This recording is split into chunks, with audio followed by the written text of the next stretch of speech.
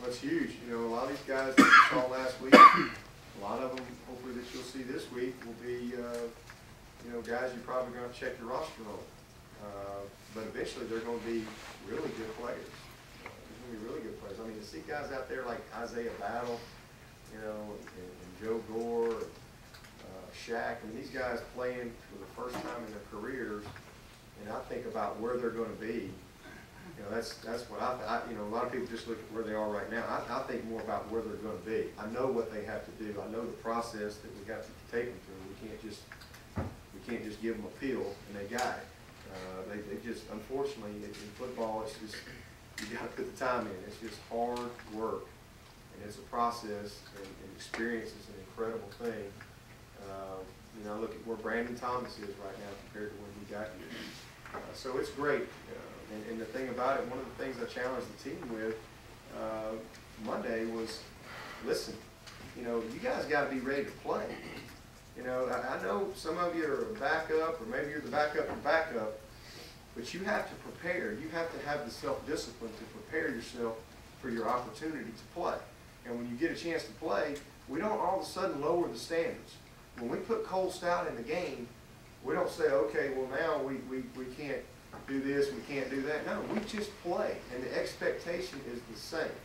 And that's one of the things I challenge that group that you're talking about. We lost the second half Saturday. We got beat 17-7. If I'm the coach for Ball State, I'm talking to my players about, hey, what a great job you did in the second half.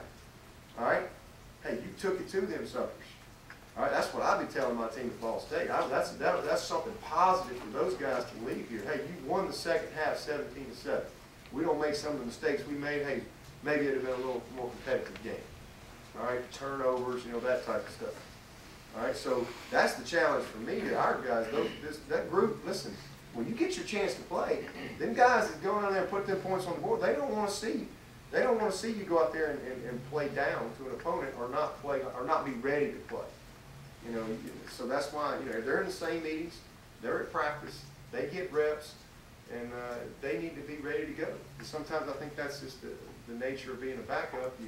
You're not quite as on edge as you need to be. And so hopefully that's a good lesson for a lot of those guys, you know, to be a little bit more prepared for that opportunity. Some of them were very prepared. Some of them did a great job.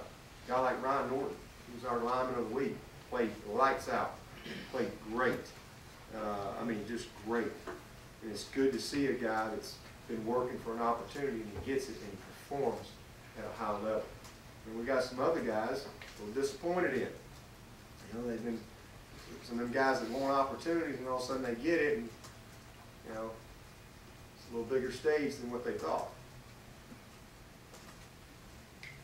It depends on the situation. What's the longest field goal you would have? Well, I've seen Benton make a 70-yarder in practice. I've seen it. You know, it's hard to believe, but I've seen it. Now, he hit it right, and he might have had a little wind. I can't remember, but he nailed it.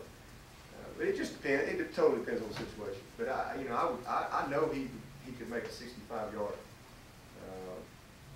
So, you know, if we just had to have it, and it was a, you know, kind of again end of the game type of deal, or depending on the down and distance, you know, or what's your odds of making it on fourth down.